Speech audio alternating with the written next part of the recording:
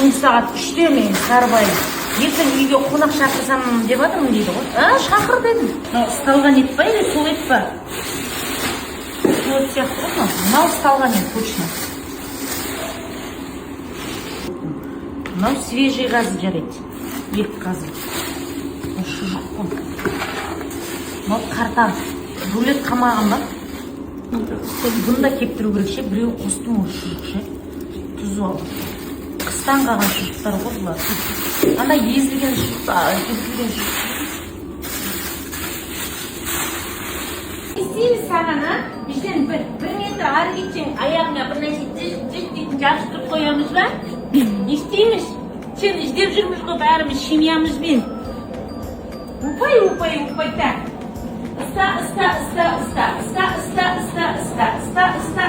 Ыста. Кегіріп кеткен. Сенен бір минут көз алуға болмайды. Жүр. Шық. Ой, типстік. Бір минут көз алуға болмайды бұл баладан. Бір минут. Туалетке кіріп кетеді, башқа жаққа кіріп кетеді. Ең киімді көп тоздыратын бала ошы бала болып жүр. Тұр, аяқпен жүреміз. Топ.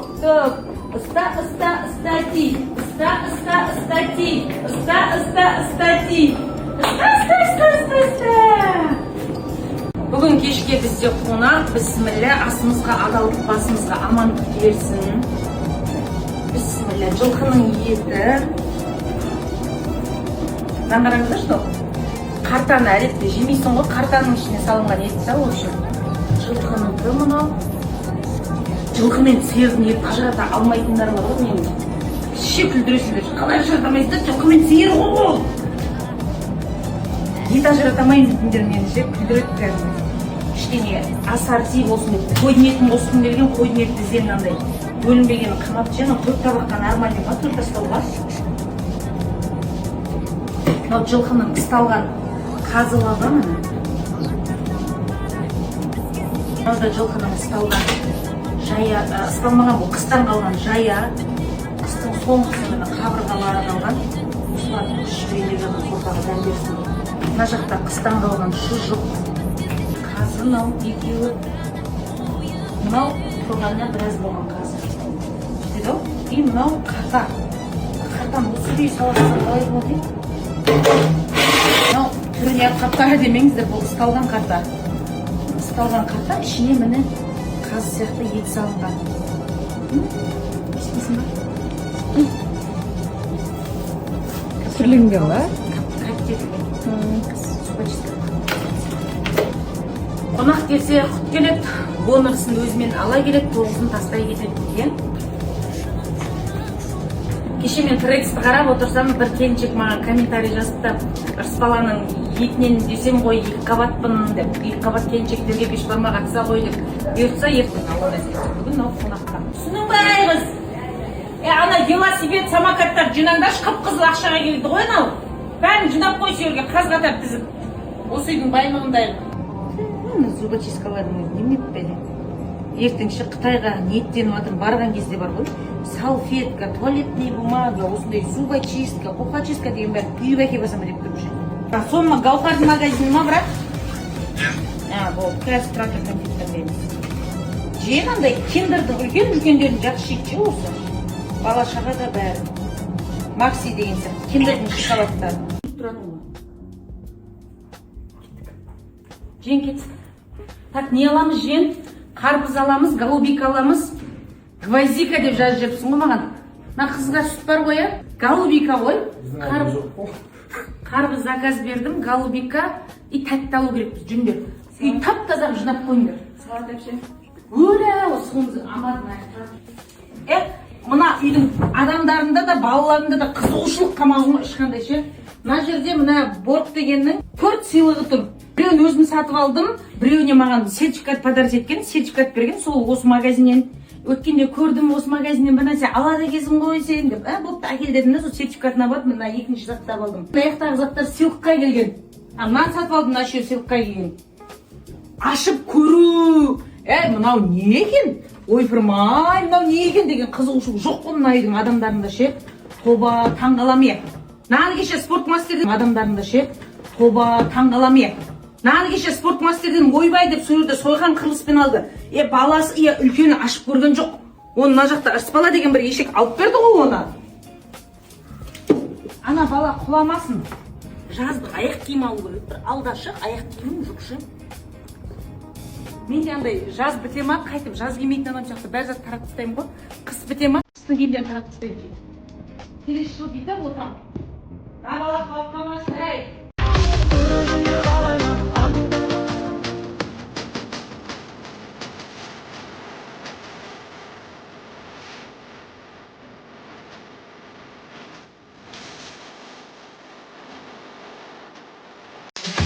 Қайда құлар, аттылар ұлар, оттай жанымдар, жарық жұлдыздар.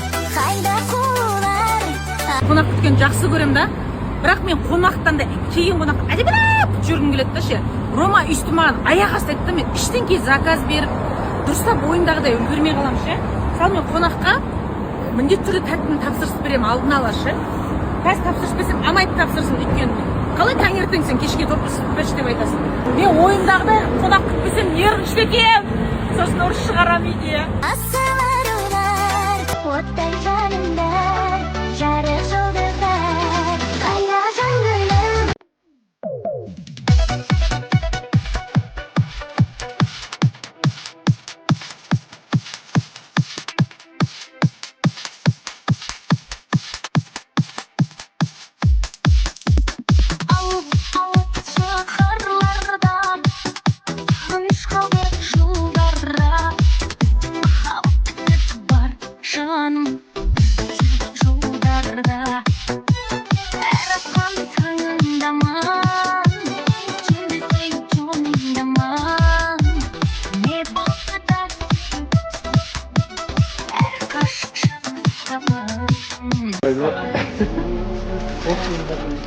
Бірден біле алады ма?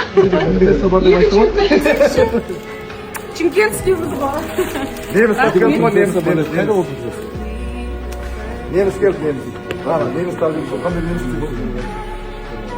Жүре бересің. Өзім бір еді. Қайда? Видео ба? Видео ма? Оп, бісміллә.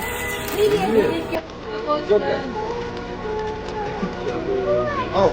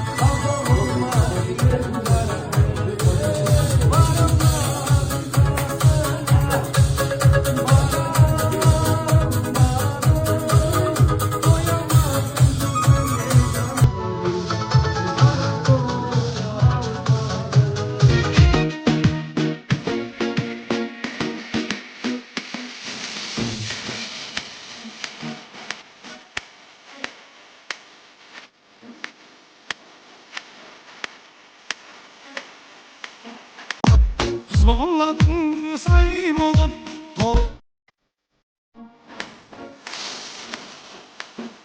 Жайма жақсы қалады ғой деп, өзіміз жастарамыз ғой деп бүгін андай кеспе қылып берейін деп жатыр ғой бешбармақтың қамырын ше. Нарынқолский қылып, албандарский беш қылып. Қолын демеген біз чемкенскийлар ондайға үйренбегенбіз.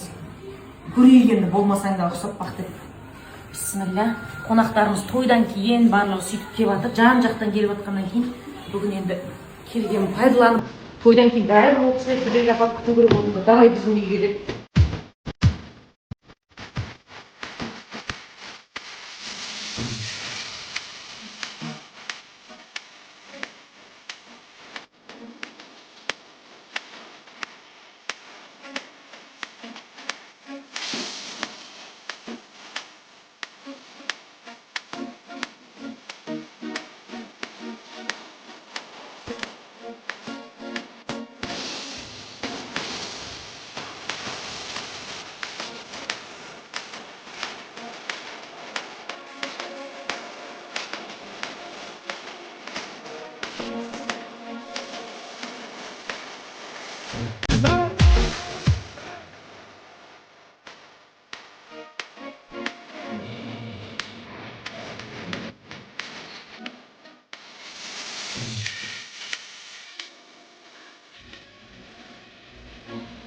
Өткенде мысалы онша емес адамдардың өзінің 30 мыңға бердің ғой.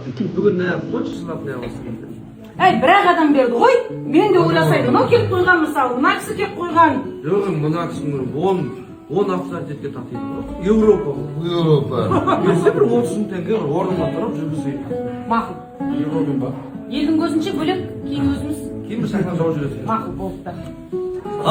Ардақ ағай. Бұл Роман Ырысбала деген ата елге мәлім. Сондай бір үлкен отбасыға айналып келе жатыр қазір. Садеке, дұрыс па? Өзіңіз де осы жерде келіншегіңізбен қонақ болып, арқазырға осы дастархан маңайында бәрімізде жұмысызбен әдемі көңіл көктем болып жақсы отқанбыз. Сыртта да әдемі тілектерді айтып бастадық қой. Десек те шаңырақтың аты бәрі шаңырақ, үлкен дастархан деп айтылады. Үлкен елдің азаматтары келіп отыр. Өзіңізден бір тілек болсын деп солай бастаған жөн көрдік әлеке. Қош келдіңіз енді.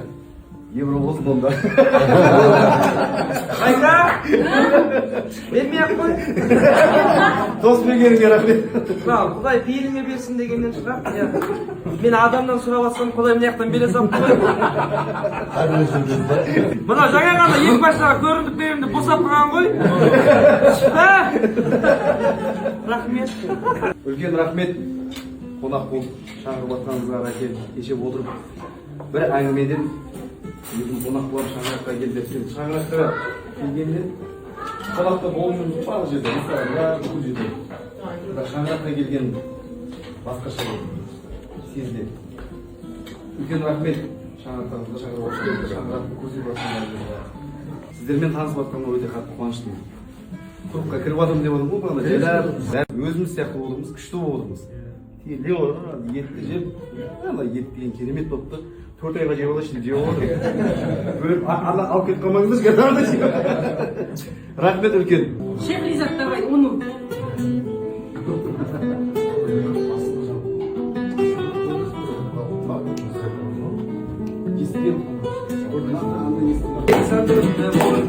Ay ay ay ay ay ay ne bu ay ni morena de mi corazón ay ay ay ay ay ay mi amor ay ni morena de mi corazón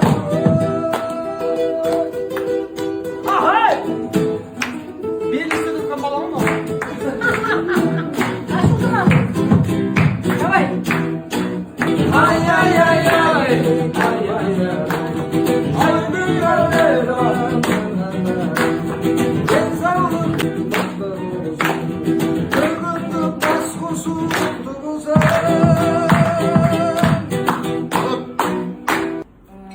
Үлкен дастархан жайыла берсін осы үйде. Той болсын тек қана. Аумин. Сол үшін. Аумин.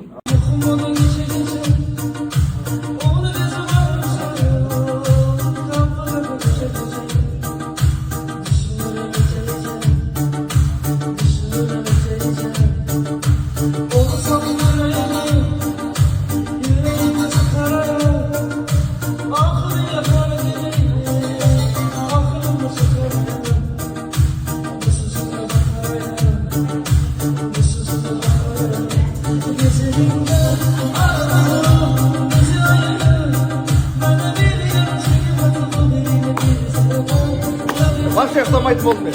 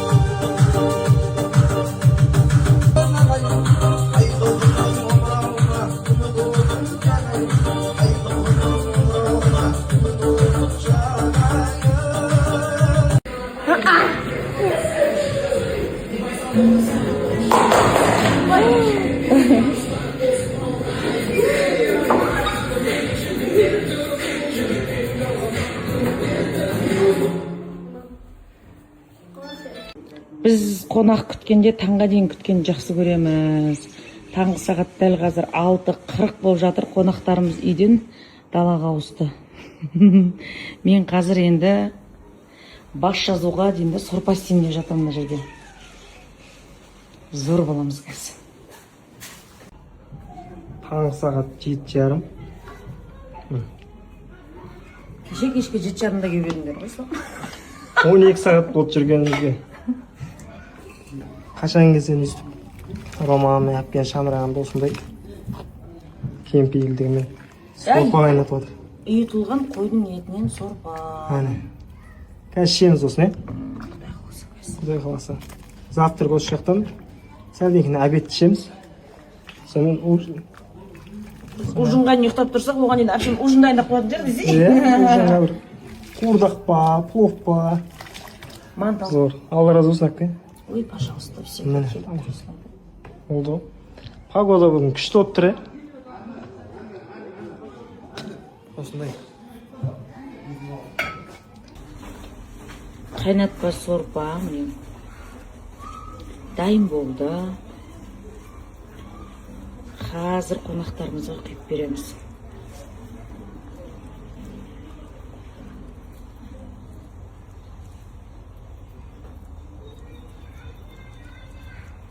Үйітілген дейді, ұйытылған дейді, в общем, терісімен